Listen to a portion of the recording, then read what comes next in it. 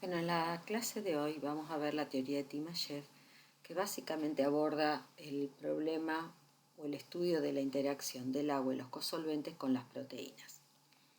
Esta teoría ha logrado explicar algunos hechos experimentales que en principio fueron estudiados en forma individual, en forma separada, porque parecían inconexos, pero Timashev logró encontrar el hilo conductor en todos ellos. Seguramente esos hechos experimentales a que hemos hecho mención son por demás conocidos por ustedes. Dentro de ellos podemos mencionar el hecho de que las proteínas, por ejemplo, cuando son tratadas con altas concentraciones de algunos compuestos o cosolutos como urea o cloruro de guanidina, en altas concentraciones, hablamos en este caso de urea 8 molar o cloruro de guanidina 4 molar, sufren estas proteínas un proceso de desnaturalización. También es bastante conocido el hecho que para que ciertas enzimas oligoméricas puedan preservar su función biológica, sea necesario adicionar al medio también de altas concentraciones de, por ejemplo, azúcares como sorbitol, glicerol o algunos iones como calcio o magnesio, porque la presencia de estos iones mantiene la conformación oligomérica y permite a su vez mantener la actividad biológica de estas enzimas. Y finalmente, otra cuestión experimental muy conocida y muy utilizada en procesos de purificación es el hecho que las proteínas, ante el agregado de ciertas sales, como por ejemplo cloruro de sodio, sulfato de amonio, sufren procesos de precipitación que permiten purificarla. ¿Qué tienen en común todos estos procesos? Bueno, todos se desarrollan en medio acuoso. De ahora en más vamos a referirnos al agua, que es el solvente de estos sistemas con el número 1. En todos ellos tenemos la proteína, que es nuestro soluto, y en todos ellos hay un segundo soluto. En los ejemplos que mencionamos, ese cosoluto sería el cloruro de guanidina, la urea, el sulfato de amonio o eventualmente el glicerol o sorbitol, y todos tienen como característica común que para generar determinado efecto en la proteína, como la desnaturalización, la precipitación, etc., estos cosolutos tienen que estar presentes en altas concentraciones. De ahí que también suele referirse a ellos como cosolventes. Y de ahora en más los vamos a indicar con el número 3. En definitiva, lo que ha podido explicar la teoría de Timashev es de qué forma estos cosolventes que hemos mencionado pueden modular equilibrios donde participan las proteínas. En los ejemplos mencionados serían los equilibrios de precipitación, es decir, el equilibrio por el cual la proteína pasa de su forma soluble a una forma precipitada, el equilibrio de agregación, en este caso permite que la proteína mantenga su conformación oligomérica y por ende su actividad biológica, y también modulan el equilibrio entre la forma nativa y la forma desnaturalizada de dicha proteína. Característica común en todos ellos es nuevamente el hecho de que esos cosolutos tienen que estar en altas concentraciones. Y eso lo que da pie a pensar que el tipo de interacciones involucradas tienen que ser débiles, porque para que los efectos se noten tienen que estar estos cosolventes presentes en altas concentraciones. Particularmente de estos equilibrios nos interesan estos dos últimos, y estos son los que están vinculados a la temática del curso. ¿Por qué? Porque el efecto que tienen estos cosolventes en estos equilibrios están vinculados con el efecto de los cosolventes en la estructura tridimensional de la proteína, ya sea ayudando a que mantenga su configuración oligomérica o modificando el equilibrio ND y por ende afectando la estructura tridimensional que ya sabemos está íntimamente ligada a la función proteica. Bueno, para explicar de qué forma estos cosolventes afectan o modulan los equilibrios que mencionamos, tenemos que recurrir a la termodinámica clásica, aplicada a sistemas en equilibrio de 3 componentes. Componente 1 es el mayoritario, es el solvente, es el agua. El componente 2, como ya vimos, es el soluto, es nuestra proteína. Y el componente 3 es el cosolvente. Vamos a tener que conceptualizar y entender el significado de 3 parámetros. Uno de ellos es la energía libre de transferencia, que se simboliza como delta mu2. ¿Qué es esta energía libre de transferencia? Bueno, si tenemos nuestra proteína disuelta en agua y la transferimos a un medio que contiene cosolvente, esto lo que está simbolizando es no que se transfiere a un medio que tiene exclusivamente cosolvente, sino a un medio donde hay una alta concentración de cosolvente. Esta proteína experimenta un cambio en su potencial químico. Ese cambio en el potencial químico es lo que se conoce como energía libre de transferencia, y como todo delta se calcula como la propiedad, en este caso potencial químico en el estado final, es decir, el potencial químico de 2, o sea, de la proteína en el medio con alta concentración de cosolvente, que es el estado final, menos el potencial químico de la proteína en el estado inicial, que era el medio acuoso. Estos potenciales químicos de la proteína, además de depender de su concentración, en el caso del mu2 cosolvente, dependen de la presión, de la temperatura y también de la concentración molal, en este caso del cosolvente. Y el mu2 agua dependerá, además de la concentración proteica, de la presión y de la temperatura. Recordemos que el potencial químico de un cierto componente es una medida de la tendencia al escape que tiene ese componente respecto de la fase donde se encuentra. ¿Y esto qué quiere decir? Que cuanto más pequeño es el mu2, cuanto más pequeño, menos tendencia tiene a escaparse ese componente de la fase donde se encuentra. Quiere decir que tiene mayor afinidad por esa fase, quiere decir que es más estable en esa fase.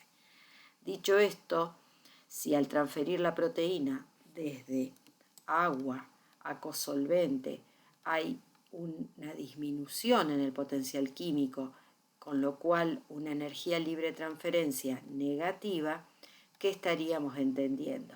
Que esa proteína tiene una afinidad por el medio que contiene cosolvente, tiene una gran tendencia a pasar o a ser transferida a ese medio.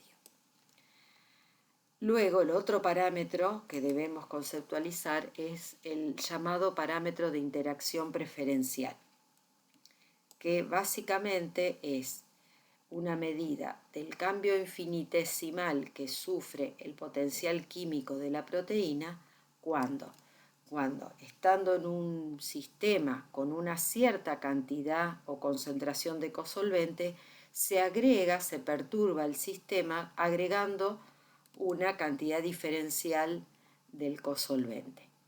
Como consecuencia de eso, se modifica el potencial químico de la proteína y puede ocurrir dos cosas: que este potencial químico disminuya, lo cual estaría indicando que la proteína tiene afinidad por el cosolvente, porque haberlo agregado produce una disminución de su potencial químico. O bien que luego de agregar esa cantidad diferencial de cosolvente, el cambio en el infinitesimal en el potencial químico de la proteína sea positivo, en cuyo caso se estaría evidenciando que la proteína no tiene afinidad por el cosolvente en cuestión. El parámetro de interacción preferencial se vincula con el parámetro que describimos recién, con la energía libre de transferencia. ¿De qué manera? Y se puede afirmar que el parámetro de interacción preferencial es el gradiente de la energía libre de transferencia con la molaridad. De hecho, que se usa la medida del parámetro de interacción preferencial, esta medida se puede usar para calcular la energía libre de transferencia. Es importante en este punto puntualizar que el parámetro de interacción preferencial y la energía libre de transferencia en la mayor parte de los casos tienen el mismo signo y el mismo significado, ese signo. Es decir, si estos parámetros son negativos, eso es indicio o indicativo de que la proteína tiene mucha afinidad por el medio cosolvente. Mientras que si estos parámetros fuesen positivos, estarían indicando lo contrario. ¿Sí? Tiene más afinidad por el agua que por el medio cosolvente. Finalmente, el tercer parámetro que tenemos que conocer es el parámetro de unión preferencial. ¿Qué es este parámetro? Bueno, en este caso lo que tenemos es nuestra proteína, nuestro cosolvente, obviamente en medio acuoso, en una situación de equilibrio, y lo que hacemos es agregar a ese sistema en equilibrio una cantidad diferencial pero de proteína. Eso perturba el equilibrio y pueden darse dos situaciones: que para restablecer el equilibrio haya que agregar más cosolvente, lo cual estaría indicando que la proteína tiene afinidad por el cosolvente, porque para restituir el equilibrio es necesario agregar más cosolvente. O, en su defecto, el agregado de la cantidad de proteína perturba el equilibrio y para restablecerlo es necesario sacar cosolvente del medio. Eso estaría indicando que esa proteína no tiene afinidad por el cosolvente. En forma resumida, podemos decir entonces que el parámetro de unión preferencial es la cantidad de cosolvente que debe ser o bien agregada o quitada para restablecer el equilibrio termodinámico luego de haber agregado proteína en un sistema que estaba en equilibrio. Podemos, en forma resumida, entonces decir que un parámetro de unión positivo, de unión preferencial positivo, es indicativo que de la interacción proteína-cosolvente es favorable. Y eso también lo referimos de esta manera. Decimos que el cosolvente se une preferencialmente a la proteína. Por el contrario, un parámetro de unión preferencial negativo es indicativo de que la interacción proteína-cosolvente es desfavorable, y eso también se suele referir de esta manera, diciendo que el cosolvente se excluye preferencialmente de la proteína. Desde el punto de vista experimental es factible medir este parámetro de unión preferencial a través de equilibrio de diálisis y bajo ciertas condiciones que vamos a marcar, indicar sobre el final de la clase, veremos que este parámetro de unión es similar al R de Scatchard, o sea, al grado de ocupación que vimos en la clase de unión de pequeños ligandos a macromoléculas. El parámetro de unión preferencial que acabamos de ver está vinculado termodinámicamente con otro de los parámetros que definimos previamente, que es el parámetro de interacción diferencial. Fíjense que es el cociente entre ese parámetro mencionado y otra cantidad que es el cambio del potencial químico del cosolvente con su molaridad.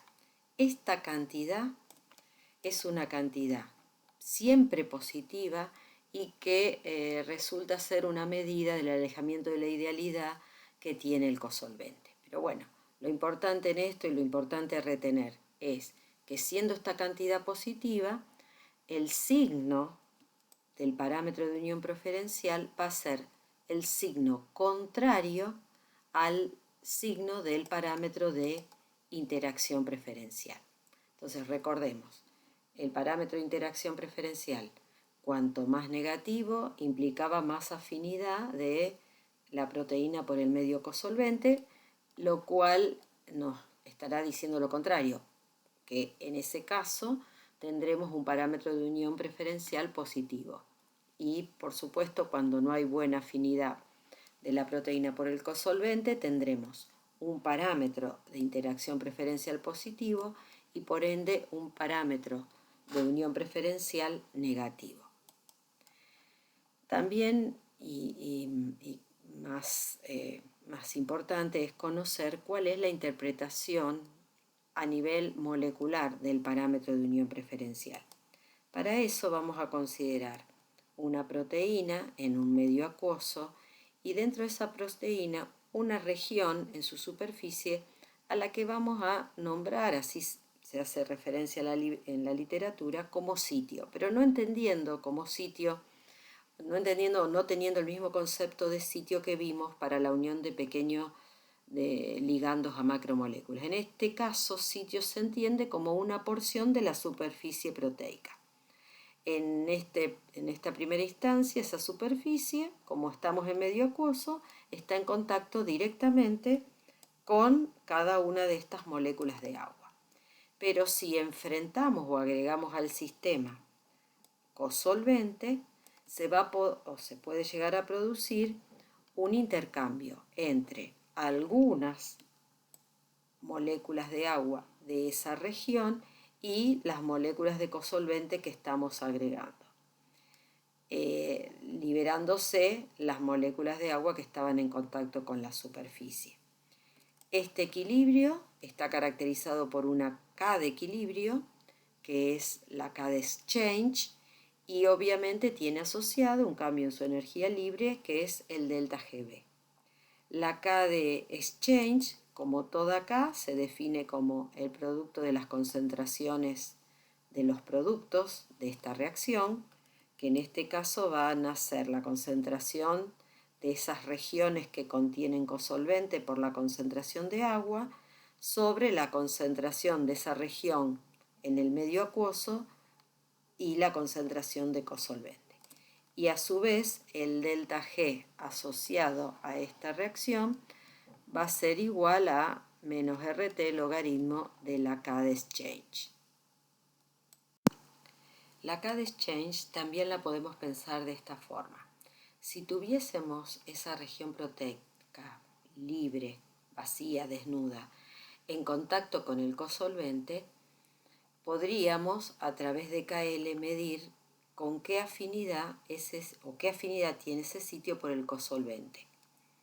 Y el delta G asociado a ese proceso es el que indicamos acá como el delta GL. Del mismo modo, si ese sitio desnudo o pelado lo enfrentáramos con agua, la KW sería una medida de la afinidad que tiene ese sitio por el agua, y el delta G W es también el cambio de la energía libre asociado a esta reacción. Restando miembro a miembro estas dos reacciones, resulta la reacción que vimos recién, la reacción de exchange, ya que fíjense que en esta reacción resultante el sitio en contacto con agua en presencia del cosolvente resulta en un sitio que entra a estar en contacto con el cosolvente más agua. Como esta reacción resultó de la resta de dos reacciones, la K de equilibrio resultante, que es ni más ni menos que la K de exchange, es el cociente de las K de equilibrio de cada uno de estos equilibrios precedentes. Y del mismo modo, el delta G de la reacción de exchange es la diferencia del delta G de la reacción que indica la afinidad que tiene la región o la superficie proteica por el ligando, menos el delta G asociado a la reacción por la cual se une el agua a esa misma región en la proteína. De este modo podemos, viendo sobre todo esta última ecuación, ver claramente que el delta Gb, o sea el delta G de la reacción de exchange, su signo, particularmente su signo, depende de qué cosa, de las afinidades relativas que tienen esa zona superficial, esa región superficial de la proteína, ya sea por el agua o por el cosolvente, pudiendo ocurrir darse tres situaciones, que son las siguientes: que ese delta Gb sea negativo, eso que estaría indicando que el delta GL es más pequeño que el delta GW, y eso a su vez está indicando que el equilibrio de unión del ligando a la región proteica está más desplazado a la derecha porque es más pequeño que el equilibrio de unión del agua a esa región. Entonces eso estaría indicando que el cosolvente se une preferencialmente a la proteína. Por el contrario, si esta diferencia da positiva, quiere decir que este delta GL es mayor que el delta GW, o sea, este equilibrio está más a la derecha desplazado que este. En definitiva, eso indica que el cosolvente se excluye preferencialmente de la superficie proteica, o también eso se suele referir de esta manera, que en presencia del cosolvente la proteína se hidrata preferencialmente. Finalmente, la tercera opción posible es que esta diferencia sea nula, y en ese caso estaremos en presencia de lo que se conoce como indiferencia termodinámica, es decir, a esa región proteica tiene la misma afinidad por el cosolvente que por la proteína. Miremos luego lo siguiente: si en vez de considerar solo una porción de la superficie proteica y su respectivo delta G, sumamos todos los delta G que corresponden a toda la superficie de la proteína, en definitiva en lo que estaríamos en presencia es en la transferencia de la proteína entera, no solo de una región superficial, sino toda la proteína, su transferencia desde el agua al medio cosolvente. Es decir, estaríamos calculando la energía libre de transferencia. Vimos que termodinámicamente está vinculada con el parámetro de interacción preferencial, era el gradiente, recordemos eso, y a su vez el parámetro de interacción preferencial está vinculado con el parámetro de unión preferencial. Esto va a permitir trabajar con estas igualdades. Nosotros no lo vamos a ver en detalle, pero va a permitir arribar a una expresión de el parámetro de unión preferencial que nos va a acercar a una interpretación física de este parámetro, ya no tanto quedarnos con la frialdad de la termodinámica. Bueno, la ecuación a la que recién hicimos referencia es la que tenemos acá en este slide, y es una ecuación que vincula el parámetro de unión preferencial con los contactos proteína-agua y proteína-solvente. Para poder comprenderlo mejor, recurrimos a este esquema donde simbolizamos a nuestra proteína en un medio que contiene agua y cosolvente, diferenciando la región próxima a la proteína, la región de ese sistema que está a nivel de superficie, la distinguimos de la porción del sistema que está más alejada, que es el seno de la solución. ¿Qué es en esta ecuación B3 y B1? Bueno, B3 y B1 representan el número de moléculas de cosolvente por cada proteína o el número de moléculas de agua por cada proteína, pero a nivel de superficie. O sea, indicarían los contactos proteína-cosolvente o proteína-agua existentes. En este ejemplo, en este esquema, el B3 sería 4 porque son 4 las moléculas de cosolvente en contacto con la superficie proteica, y B1 en este ejemplo sería 12, o sea, son 12 los contactos agua-superficie proteica. Por otro lado, en la ecuación también aparece M3 sobre M1. ¿Esto qué es? El cociente de molalidades cosolvente agua, pero en el seno de la solución. En definitiva, como es un cociente de concentraciones, lo que me está indicando esto es la proporción entre ¿qué? Entre el cosolvente y agua, pero a nivel del seno de la solución. En este ejemplo, esa proporción sería 6, o sea, hay 6 de cosolvente por cada 9 de agua. Cuando uno hace este cálculo, el cálculo que indica la ecuación presentada, puede darse claramente tres opciones, que esa diferencia entre B3 menos M3M1 B1 sea mayor, menor o igual a 0.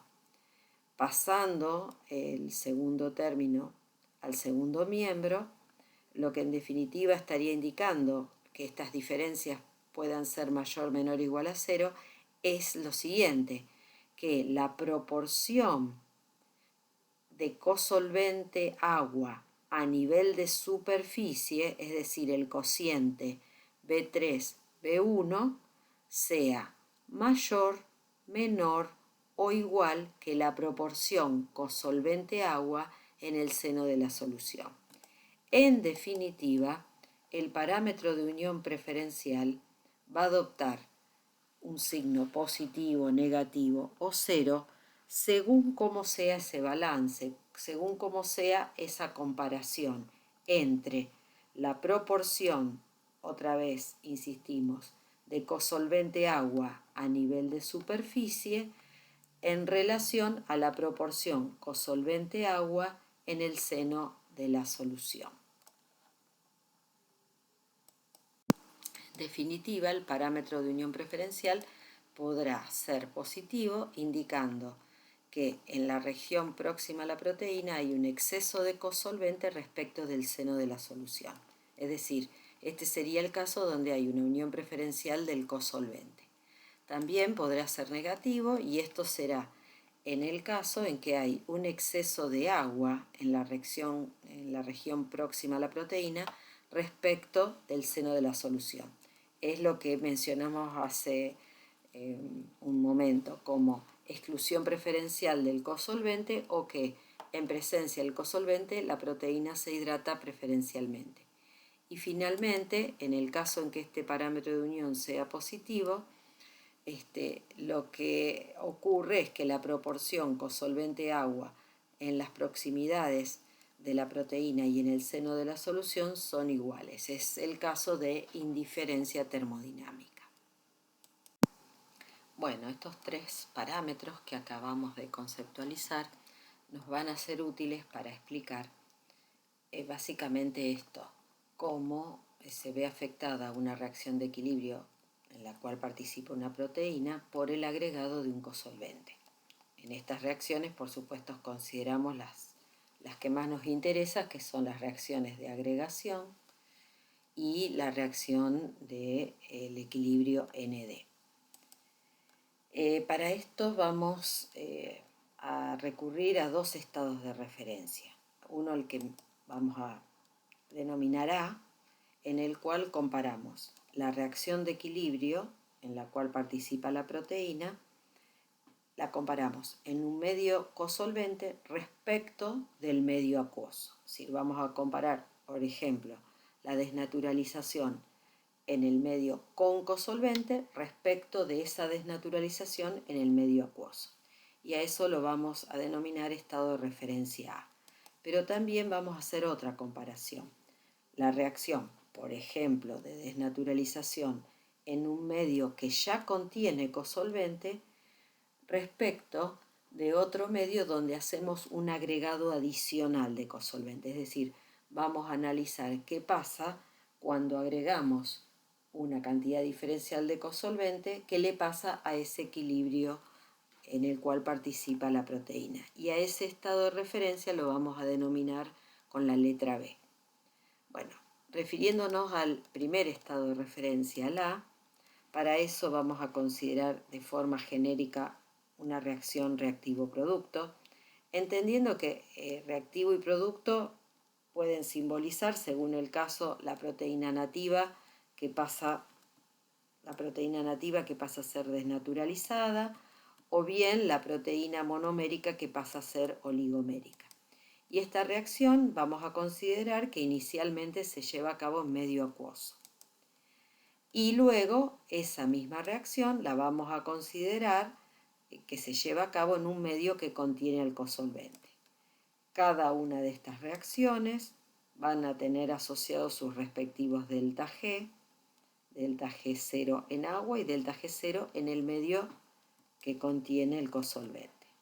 Luego, si miramos al reactivo, que en la reacción de desnaturalización, por ejemplo, sería la forma nativa, el pasaje de este reactivo desde agua a cosolvente está asociado a una energía libre de transferencia. En el caso que este reactivo fuese la forma N de la proteína, esta será la energía libre de transferencia de N. Del mismo modo, el producto también estamos considerando que pasa desde agua como estado inicial a un medio que contiene cosolvente como estado final. Y en ese caso tendremos el cambio de energía libre asociada a esa transferencia, es la energía libre de transferencia del producto. En el equilibrio ND, el producto sería la forma D. Entonces, este parámetro, esta cantidad, sería la energía libre de transferencia de la forma desnaturalizada de la proteína. Vamos a considerar que las reacciones en el medio con cosolvente corresponden al estado final y en el medio acuoso corresponden al estado inicial. Dicho esto, uno puede calcular lo que se conoce como el delta G, es decir, la diferencia entre el delta G del estado final menos el delta G del estado inicial. Y eso es lo que vamos a ver en la próxima slide. Bueno, tal como mencionamos, el delta G lo calculamos como el delta G en el estado final, que es en el medio cosolvente, menos el delta G0 en el estado inicial, que es en el medio acuoso. A su vez, cada uno de estos delta G es la diferencia entre el potencial químico del producto menos el potencial del reactivo en cada uno de los medios, y uno puede, distribuyendo este signo menos y reacomodando, volver a reescribir el delta G0 de esta manera. Fíjense que lo que ahora quedó en el primer paréntesis es la diferencia entre el potencial químico del producto en el medio 3 menos el potencial químico del producto en agua. Y esto es la energía libre de transferencia del producto, menos la energía libre de transferencia del reactivo. O sea que el delta G es determinado, su signo es determinado por la diferencia de las energías libres de transferencia del producto menos el reactivo. O sea, el signo depende del balance de esas energías libres de transferencia. Y como vimos, o como veremos, estas cantidades pueden ser menores o mayores a 0, indicando en cada caso lo siguiente. Si ese delta G resultase negativo, lo que me está diciendo es que el equilibrio en cuestión está más desplazado hacia la derecha en el medio que contiene cosolvente que en el medio acuoso. Es decir, el agregado de cosolvente desplaza el equilibrio proteico hacia productos en relación a ese mismo equilibrio hecho en agua. Por otro lado, si esa cantidad, o sea, si el delta G0 fuese positivo, está indicando que el equilibrio en cuestión está más desplazado a la derecha en agua que en el medio cosolvente, o sea que el agregado de cosolvente desplaza el equilibrio proteico hacia reactivos, en comparación a ese mismo equilibrio llevado a cabo en agua. El otro estado de referencia que mencionamos es aquel en el cual tenemos ya nuestra reacción proteica en un medio que contiene cierta concentración de cosolvente, M3, y lo que hacemos es hacer un agregado diferencial de más cosolvente. Y queremos analizar qué le pasa a ese equilibrio proteico. Bueno, eso está dado por esta ecuación.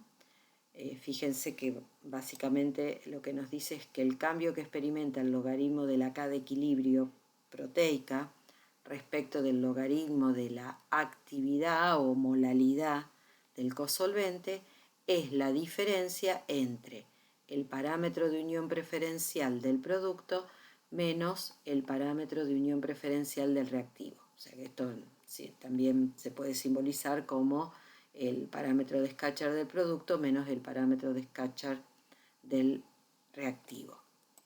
En resumidas cuentas, la ecuación lo que nos está diciendo es que el cambio de la K de equilibrio con un agregado diferencial de cosolvente depende del cambio que experimenta el parámetro de unión preferencial del reactivo del producto respecto del reactivo, pudiéndose dar tres situaciones: que el valor que este delta sea positivo, en cuyo caso lo que está diciendo es que el cosolvente se une preferencialmente más al producto que al reactivo.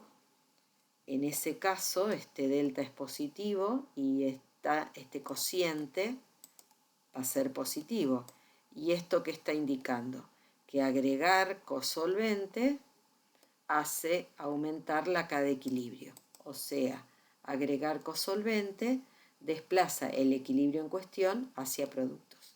Si ese equilibrio fuese la agregación proteica, agregar el cosolvente en este caso lo que produciría es favorecer el equilibrio de asociación, de agregación de la proteína.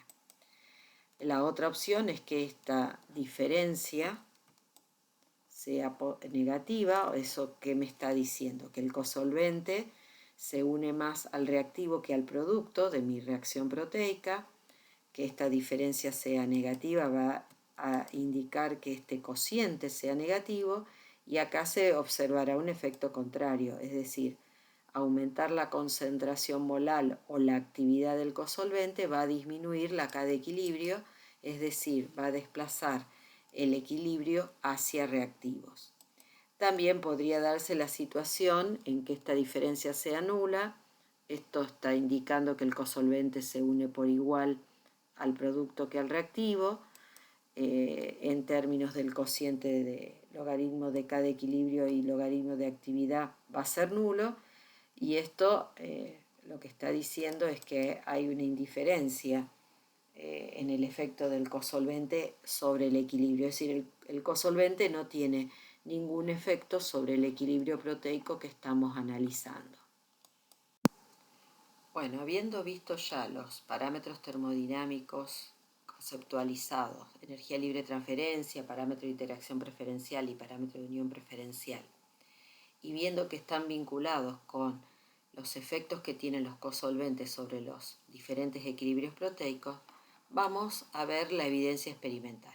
¿Qué dice esa evidencia experimental?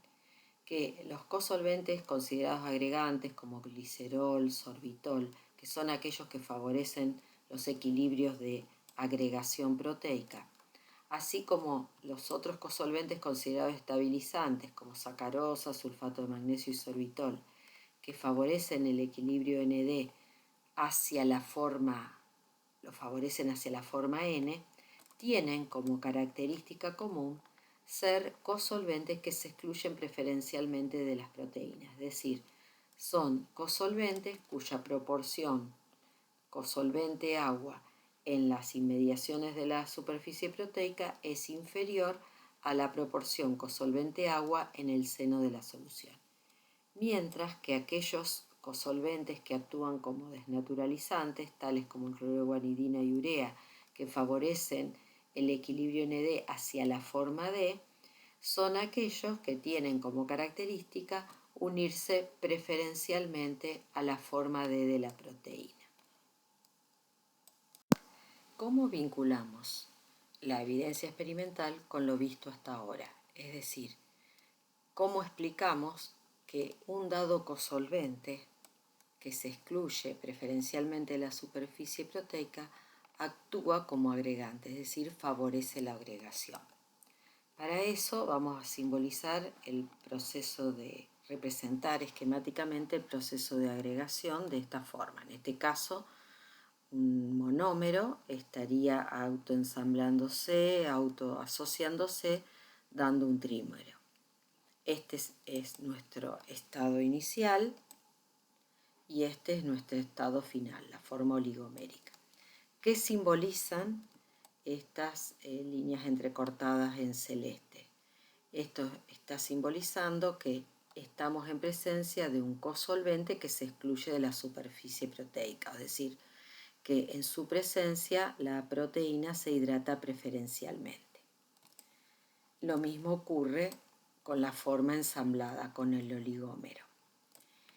Una característica distintiva de este proceso de agregación es que no hay un cambio en la estructura proteica. ¿Por qué? Porque esto es inherente al propio proceso de agregación, donde no está ocurriendo, por ejemplo, exposición de residuos aminoácidos internos hacia afuera o aparición o desaparición de grupos a nivel de la superficie. Simplemente está ocurriendo una unión, una interacción entre las distintas subunidades para dar el oligómero. Pero todo lo que tiene que ver con la superficie no cambia en su naturaleza, que es lo que estaban indicando en esta proposición, es decir, la naturaleza química de los contactos entre proteína icosolvente y proteína agua en el estado inicial monomérico es idéntica a la naturaleza química de los contactos proteína cosolvente y proteína agua en el estado final, o sea, en el estado oligomérico. Sin embargo, sí hay diferencias. ¿Por qué? Porque el área de contacto de la proteína con su medio, con el sistema solvente, es mayor en el estado inicial que en el estado final. El área por cada proteína. Es decir, si yo acá calculo este área y divido por la proteína en cuestión, va a dar un número, pero si eso mismo hago para el producto, hay que tener en cuenta que hay regiones de contacto que ya no se exponen al solvente, de modo tal que cuando yo sume toda el área superficial del oligómero y en este caso divida por 3, la cantidad, o sea, el área de contacto proteico con el sistema solvente va a ser un número menor en el estado final respecto del estado inicial. Y esto trae una consecuencia directa, que es la siguiente. Dijimos que como no cambia la estructura de la proteína, no cambia la superficie, y estamos en presencia de un cosolvente que se excluye, en el estado inicial y final hay exclusión. Pero la exclusión no tiene la misma magnitud en el estado inicial que en el estado final. ¿Por qué? Porque cambió el área de exposición. Entonces, si bien en ambos estados hay exclusión del cosolvente, como el área de contacto es mayor en el estado inicial, la exclusión del cosolvente es mayor en el estado inicial que en el estado final. Y ahora sí, utilizamos lo que aprendimos respecto de los parámetros termodinámicos. Que un cosolvente se excluya de la superficie de la proteína, eso está asociado a una energía libre de transferencia positiva. Quiere decir que tanto en el estado inicial como en el estado final, las energías libres de transferencia van a ser positivas, pero no van a ser de igual magnitud, porque en el estado inicial hay mayor exclusión que en el final, de modo tal que si bien estas energías libres de transferencia en este caso del reactivo o del estado inicial, es positiva y lo mismo pasa para el estado final o para el producto, como en el caso del estado final la exclusión es menor, esta cantidad va a ser positiva y menor en el estado final que en el estado inicial. Y esto lo vamos a tener que tener presente cuando querramos ver qué efecto tiene este cosolvente en el equilibrio. Y lo vamos a hacer utilizando el estado de referencia A, para lo cual vamos a necesitar hacer la diferencia de estas dos energías libres de transferencia. Acuérdense, vamos a hacer esta menos esta y vamos a ver qué concluimos. Y también esto nos lleva a predecir los signos de los parámetros de unión preferencial.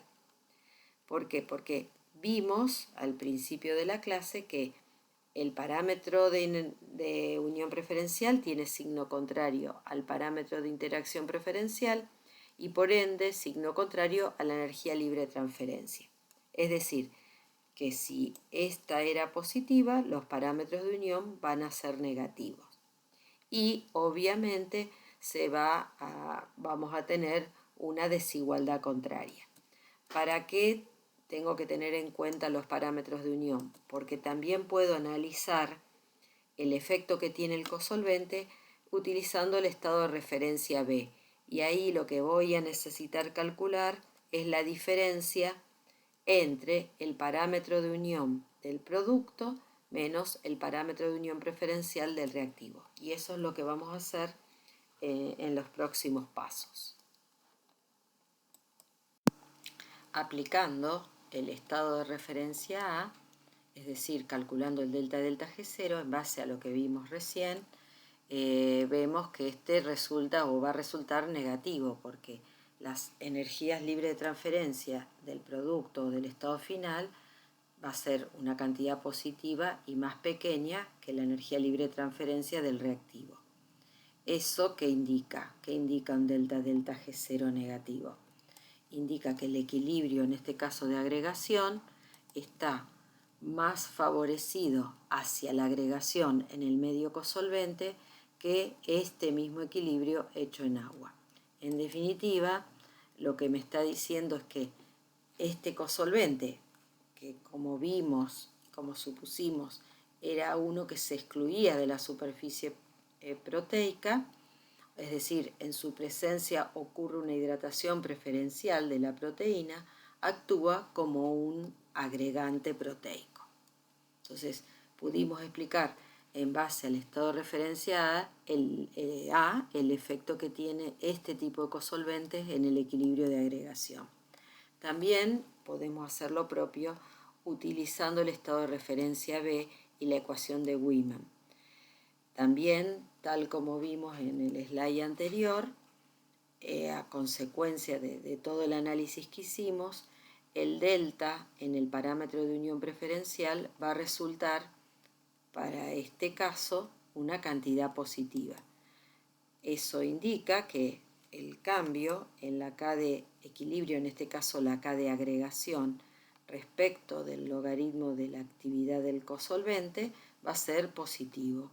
Es decir, un aumento en la cantidad de cosolvente aumenta la K de agregación, es decir, favorece el equilibrio de agregación hacia la derecha.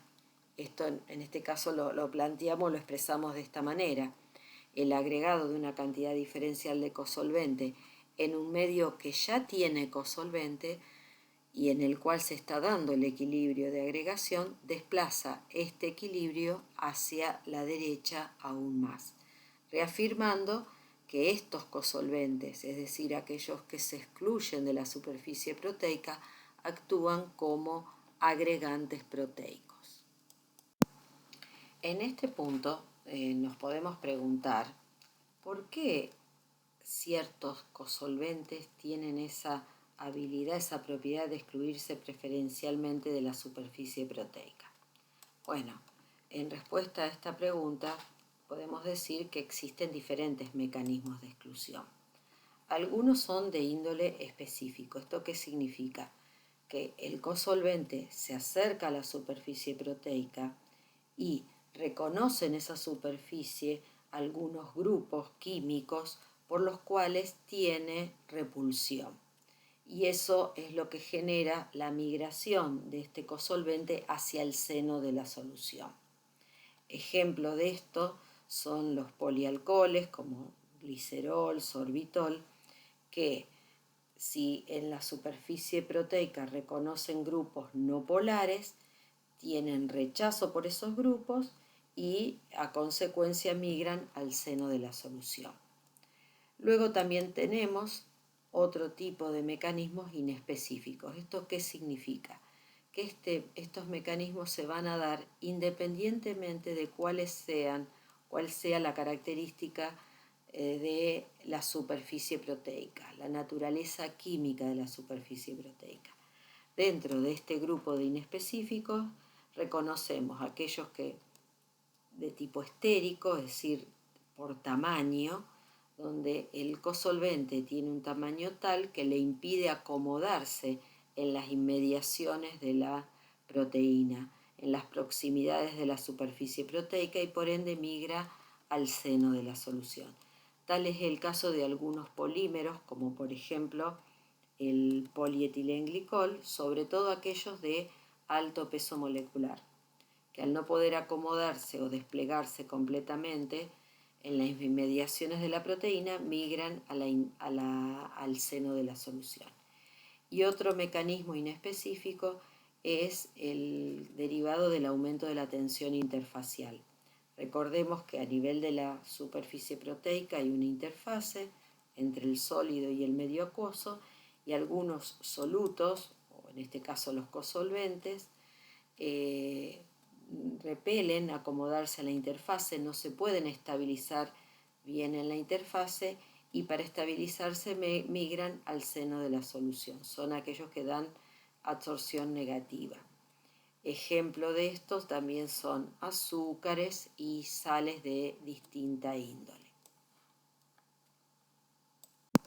Bueno, así como vimos que a través de la teoría de Timashev se puede explicar cómo aquellos cosolventes que se excluyen de la superficie proteica actúan como agregantes, vamos a evaluar qué pasa con esos mismos cosolventes, o mejor dicho, qué efecto tienen esos cosolventes en el equilibrio de ND, o sea, si esos cosolventes actuarán favoreciendo o desfavoreciendo la desnaturalización. En este caso, el equilibrio en cuestión es el equilibrio ND, que puede darse tanto en medio acuoso como en el medio cosolvente, y estarán involucradas las energías libres de transferencia de la forma D y de la forma N. En este caso, y a diferencia de lo que vimos para el proceso de agregación, el estado inicial de la proteína tiene una configuración, una conformación definida, mientras que el estado desnaturalizado responde a la conformación de ovillo estadístico, es una estructura abierta donde residuos que estaban ubicados en el interior de la proteína, en el estado nativo, pasan a exponerse. Esto marca una significativa diferencia con el fenómeno de agregación, ya que acá sí cambia la estructura de la molécula y consecuentemente la naturaleza de los contactos proteína cosolvente y proteína agua en el estado inicial o estado nativo es o puede llegar a ser similar o muy diferente a la naturaleza química de esos contactos en la forma D. Dado entonces lo mencionado recién en cuanto a que la naturaleza química de los contactos proteína cosolvente, proteína agua en la forma N puede o no ser igual a la naturaleza química de esos contactos en la forma D, una consecuencia directa de esto es que el efecto que tenga o que vaya a tener el cosolvente sobre el equilibrio ND va a depender del tipo de interacción que este cosolvente tenga con la forma desnaturalizada. Y ahora sí pueden darse 4 casos diferentes. El que está catalogado como caso 1 es aquel que está simbolizado por este esquema, en el cual el cosolvente se excluye de la superficie proteica por un mecanismo inespecífico. O sea, si recuerdan, recién dijimos, ese mecanismo que implica que la exclusión ocurre independientemente de la naturaleza de la superficie proteica. Si esto es así, o sea, si estamos en presencia de un cosolvente que se excluye de forma inespecífica, en ese caso, ese cosolvente se va a excluir tanto de la forma N como de la forma D. Pero como la forma D va a tener o va a estar más expandida, va a tener mayor área de contacto con el sistema cosolvente, la exclusión, el área de contacto y por ende la exclusión evidenciada en la forma D es mayor que la exclusión en la forma N. Esto, cuando uno lo lleva a el parámetro que analizamos, que es la energía libre de transferencia, ¿en qué se traduce? En energías libres de transferencia positiva en ambos casos, en el estado inicial y en el estado final, pero con valores mayores en el estado final, porque en el estado final, como el área expuesta es mayor, hay un mayor grado de exclusión. Recordemos que cuando analicemos el efecto a través del estado de referencia A, vamos a calcular la diferencia entre estas energías libres de transferencia, que en este caso, caso 1, esa diferencia va a ser positiva. Contrariamente, los parámetros de unión preferencial van a ser negativos y se va a invertir la desigualdad. Cuando calculemos el delta parámetro de unión preferencial, vamos a tener una cantidad negativa. Y esto lo vamos a hacer cuando analicemos según el estado de referencia B. Aplicando el estado de referencia A, es decir, calculando el delta G0, vemos, en base a los resultados del slide anterior, que la diferencia en las energías libres de transferencia en este caso va a resultar positiva. ¿Esto qué quiere decir? Que el equilibrio de desnaturalización está más desplazado hacia la forma N en el medio cosolvente que en el medio D. Es decir, que el cosolvente favorece el desplazamiento del equilibrio hacia la izquierda. He dicho en palabras esto mismo, en otras palabras, el equilibrio de desnaturalización en presencia de un cosolvente como el que vimos, es decir, que se excluye de forma inespecífica de la superficie proteica, ese equilibrio está más desplazado hacia la izquierda en comparación con dicho equilibrio realizado en agua pura. Es decir, el cosolvente actúa como estabilizante. Cuando aplicamos el estado de referencia B, la ecuación de Wiman, vemos que la diferencia en los parámetros de unión resulta ser en este caso negativo. Entonces, ¿esto qué indica? Que el logaritmo de la K de desnaturalización respecto al logaritmo de la actividad del cosolvente es negativo, y eso indica básicamente que la K de desnaturalización es decreciente con la actividad del cosolvente, es decir, que también verificamos que el agregado del cosolvente desplaza el equilibrio hacia la forma N. Dicho de una manera más rigurosa, el agregado de una cantidad diferencial de cosolvente en un medio que ya tiene una dada molalidad del mismo, desplaza el equilibrio de desnaturalización hacia la izquierda. ¿Quiénes son los cosolventes que pueden dar o que son ejemplos del caso 1? Bueno, sacarosa, glicerol, sorbitol, etcétera, que son todos aquellos que pueden excluirse de la superficie proteica de forma inespecífica. Bueno, el caso 2 es el caso de aquellos cosolventes que tienen estas características. Pueden excluirse de la forma nativa de la proteína, pero se unen preferencialmente en la forma desnaturalizada. ¿Por qué? Porque tienen una unión preferencial de las regiones hidrofóbicas que en la forma nativa estaban ocultas y que se exponen al desnaturalizarse, pero siguen excluyéndose de las regiones que contienen grupos polares. Pero la resultante global es una interacción preferencial de cosolvente con la forma D. Entonces, este sería el caso 2. Cosolvente que se excluye de N, pero que se une preferencialmente a la forma D. En este caso, la energía libre de transferencia va a ser positiva en el estado inicial, porque hay exclusión, pero esa energía libre de transferencia va a ser negativa en el estado final, porque hay unión preferencial. De modo tal que cuando hagamos la diferencia entre estas energías libre de transferencia, esa diferencia van a quedar negativa. Lo contrario va a ocurrir para el parámetro de unión preferencial. Solo vamos a hacer el estado de referencia A, tal como dijimos, la diferencia de la energía libre de transferencia va a ser negativa. ¿Eso qué quiere decir?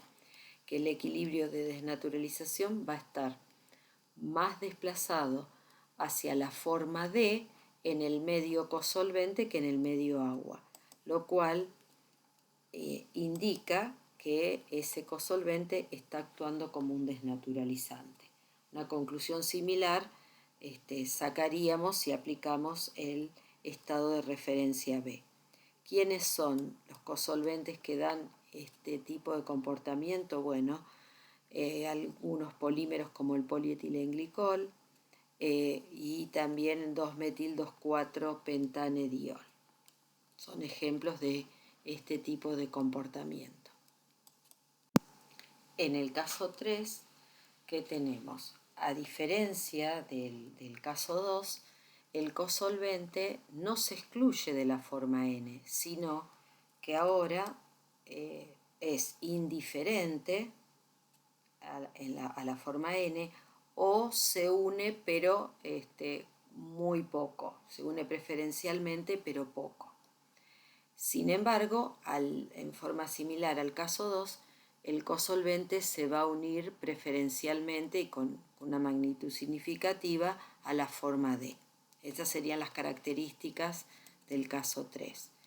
Claramente, ahora la energía libre de transferencia para la forma nativa no va a ser positiva porque en este caso no hay exclusión, sino que va a ser una cantidad negativa de poquita magnitud o cercana a cero cuando hay indiferencia. Mientras que la energía libre de transferencia de D va a seguir siendo negativa porque hay una unión preferencial de cosolvente a esta forma. Otra vez, la diferencia entre estas energías libre de transferencia va a ser negativa y la diferencia de los parámetros de unión preferencial van a ser positivas.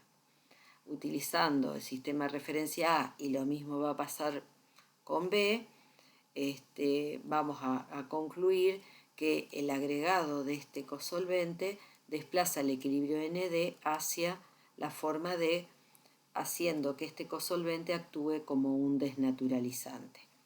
Ejemplos prácticos de este caso, o que se asocian a este caso, son la urea y el cloruro de guanidina. El efecto que tienen como desnaturalizantes proteicos. Finalmente, en el último caso, lo que se suele dar es la presencia de cosolventes que sí son excluidos de la forma N, pero que no se unen, o sea que son indiferentes a la forma D. En este caso, la energía libre de transferencia será positiva en el estado inicial, en la forma N, y será nula para la forma D debido a la indiferencia. De modo tal que cuando hagamos la diferencia, esta diferencia va a ser negativa, mientras que la diferencia de los parámetros de unión van a ser positivos. Nuevamente, al igual que los últimos dos casos, al tener un delta G0 negativo, diremos que este cosolvente, este tipo de cosolvente, favorece la desnaturalización proteica en el medio cosolvente respecto de agua. Es decir, que el cosolvente actúa como desnaturalizante. Y tenemos como ejemplo acá el efecto que tiene el cloruro de guanidina, en particular con la ribonucleasa. Bueno, haciendo un raconto de lo visto hasta ahora, ¿qué podemos afirmar? Que aquellos cosolventes que se excluyan de la superficie proteica, podemos decir que son agregantes, o sea que van a favorecer el equilibrio de agregación de las proteínas. ¿Por qué pasa esto? Bueno, resumiendo, en los equilibrios de agregación no hay cambio en la estructura, no hay cambio en la naturaleza química de la superficie, de modo tal que si un cosolvente se excluye de la forma monomérica, se va a excluir de la forma oligomérica. Eso lo podemos afirmar de entrada. Como la exclusión en el estado final va a ser menor, porque hay puntos de contacto entre monómeros que no van a estar enfrentados al sistema solvente, van a tener una energía libre de transferencia, el estado final menor que el estado inicial, el delta G va a ser negativo y eso sí o sí trae como consecuencia que se favorezca el equilibrio de agregación en presencia del mencionado cosolvente. Ahora bien, ¿puedo yo afirmar que ese cosolvente también será un estabilizante? No. ¿Por qué? Porque el efecto que tiene un dado cosolvente en el equilibrio ND va a depender en gran medida del tipo de interacción que tenga ese cosolvente con la forma D. Entonces, con solo saber que se excluye de N, no es una información suficiente para inferir qué efecto va a tener en el equilibrio ND. Sin embargo, sí es válida esta afirmación, que aquellos cosolventes que actúen como estabilizantes van a ser buenos agregantes. ¿Por qué pasa eso? Bueno, si analizamos los casos que vimos, caso 1, 2, 3 y 4, solamente en el caso 1 el cosolvente que actuaba como estabilizante. ¿Y qué tipo de cosolvente era? Un cosolvente que tenía una exclusión de tipo inespecífica. O sea que la exclusión tenía lugar tanto en la forma N como en la forma D. Y de lo único que dependía era de la extensión del área de contacto, pero no del tipo de forma involucrada. Entonces, en este caso, el hecho que sea estabilizante ya me está diciendo que hay exclusión tanto en D como en N. Si hay exclusión en N, de la misma forma que inferimos en el apartado anterior, podemos inferir que ese cosolvente va a actuar como un agregante. Es decir, que sí es válida la afirmación contraria. Estabilizante es agregante. Para finalizar, vamos a comparar la teoría de Timayev, que acabamos de ver, con la teoría clásica de unión de pequeños ligandos a macromoléculas que vimos en la clase anterior. En el caso de la teoría de Timayev, lo que se trata de explicar es el efecto que tienen ciertos cosolventes en alta concentración sobre equilibrios donde participan las proteínas, algunos tipos de equilibrios especiales. Para ello, considera que a nivel de la superficie proteica se produce, tal como vimos recién, un intercambio entre las moléculas de agua que rodean la superficie proteica y las moléculas de solvente. Este equilibrio está caracterizado por una constante, la constante de exchange, que es el cociente entre la constante con la cual, la constante de afinidad con la cual esa región de la proteína une preferencialmente al cosolvente respecto de la constante con la cual une las moléculas de agua. Este equilibrio a su vez está asociado a un cambio en la energía libre que se puede calcular como menos RT logaritmo de la K de exchange. En el caso de la teoría que vimos en la clase anterior, de unión de pequeños ligandos a macromoléculas, se considera una unión específica a nivel de ciertos bolsillos o regiones en la macromolécula que tienen ciertas características estructurales y que pueden unir, como dijimos recién, específicamente pequeñas moléculas llamadas ligandos que serían símiles, diríamos, de las moléculas de cosolvente. En este caso, esas moléculas se unen a esos sitios con cierta afinidad, representada por esta K, la K de sitio, para dar complejos ligandos macromoléculas. Y el delta G asociado a este proceso se puede calcular como menos RT logaritmo de esa K de afinidad. ¿Qué pasará si aplicamos ambas teorías a un sistema como el que estamos representando en este esquema? Que básicamente es el de una proteína en un medio que contiene cosolvente.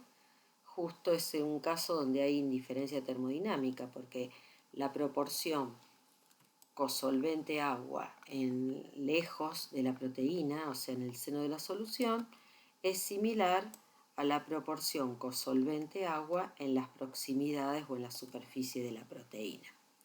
De acuerdo a la teoría de Timayev, y dado que se trata de un sistema donde hay indiferencia termodinámica, el parámetro de unión preferencial será nulo. Y este parámetro, tal como mencionamos al inicio, se mide por diálisis, de una manera muy similar a la que comentamos en la clase anterior. Es decir, uno coloca en un compartimiento la macromolécula, en medio acuoso, coloca el cosolvente, una membrana dialítica, el cosolvente atravesará esa membrana y en el medio que no contiene la macromolécula mediremos la concentración del cosolvente. Esa numéricamente coincidirá con la concentración de cosolvente en el medio donde sí se encuentra la macromolécula. Luego, si uno sabe el volumen total del sistema, puede saber la cantidad de moles de cosolvente en solución y como sabemos el cosolvente agregado, por diferencia vamos a sacar el cosolvente unido a las moléculas. Acá no va a haber diferencia entre la concentración de cosolvente libre y la concentración de cosolvente total, de modo tal que el parámetro de unión nos va a dar nulo. Del mismo modo, y asociado al hecho que se trate de un caso de indiferencia termodinámica, la K de exchange es 1, esto indica que la afinidad que tiene la proteína por el agua o por el ligando es idéntica. Y al ser la K de exchange 1, el delta G asociado a este proceso va a ser nulo. Sin embargo, cuando aplicamos la teoría clásica a este caso, interpretando que el cosolvente actuaría como un pequeño ligando, en este ejemplo particular, fíjense que el R que habíamos definido de forma tal de número promedio de moles de ligando por cada mol de macromolécula, para este ejemplo tendría un valor que es distinto de 0, porque justo en los sitios específicos tenemos unidos o tenemos ocupación por parte del ligando. O sea, el R de Scatchard será una cantidad distinta de 0. La K de unión al sitio va a adoptar un valor y el delta G del proceso, analizado con la teoría clásica, va a ser un número distinto de 0. Entonces, ¿cómo pueden confluir estos dos tratamientos? ¿Cómo podemos explicar estas aparentes divergencias? Bueno, esa convergencia se logra a través de la ecuación de Shellman, que vincula el parámetro de unión preferencial con la K de exchange y la molalidad del cosolvente. Esta ecuación es válida en cualquier región de la superficie proteica y también lo es a nivel del sitio de ocupación, los bolsillos esos hidrofóbicos a los que hacíamos referencia en la clase anterior. Luego, si definimos R, el parámetro de ocupación de Scatchard, a través de esta ecuación que también vimos en la clase anterior, un poquito arreglada en el sentido de que se demuestra que la K de Exchange por 0,018 es equivalente a la K de sitio. Luego, despejando de esta ecuación M3, reemplazándola en la primera expresión, vemos que la ecuación de Shellman puede reescribirse como el producto de un primer factor que depende exclusivamente de la K de Exchange y que según ese valor de la K de Exchange puede ser ese factor negativo, positivo o igual a 0, y un segundo factor que es el grado de ocupación de Scatchard, que de acuerdo a esta ecuación siempre es una cantidad positiva. Luego nos podemos ubicar o considerar diferentes condiciones experimentales. En la situación que representamos en la slide anterior, la K de Exchange era 1. ¿Eso qué significa? Que la superficie proteica tiene igual afinidad por el ligando que por el agua. O sea, la KL es igual a Kwater. Eso, llevado a la ecuación, ¿cómo se traduce? Fíjense que en este caso el primer factor, al ser la K de Exchange igual a 1, el numerador va a ser nulo, o sea que el primer factor va a ser 0. Y aún siendo el segundo, o sea el estado de ocupación positivo, tal como vimos en la slide anterior, el producto va a ser 0, lo cual denota o refrenda de que se trata de un caso de indiferencia termodinámica y no hay tal incoherencia entre un resultado y otro. Luego, si aplicamos la ecuación que vimos en esta clase respecto del parámetro de unión preferencial, vemos que al ser 0, esto lo que está indicando es que la proporción entre moléculas de cosolvente y agua a nivel de la superficie de la proteína es la misma que la proporción entre estas moléculas en el seno de la solución. Por ende, podemos concluir que en este caso, en esta condición, el parámetro de unión, que es nulo y que se determina a través de diálisis, no coincide con el parámetro de ocupación de sitio típico o definido por Scatchard. También puede darse el caso en que la K de Exchange sea una cantidad mayor que 1, lo cual indica que el sitio tiene mayor afinidad por el ligando, por el cosolvente, que por el agua.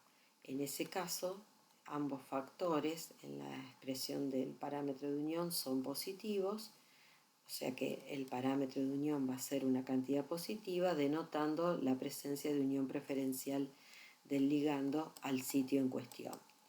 Luego, si esa K de Exchange fuese superior a 50, o sea, no solo mayor a 1, sino un número aún mayor, lo cual denota una mayor especificidad, una mayor afinidad del sitio por el ligando, en ese caso el primer factor, es decir, el que depende de la K de Exchange, se aproxima a la unidad y consecuentemente el parámetro de unión será similar al parámetro de ocupación.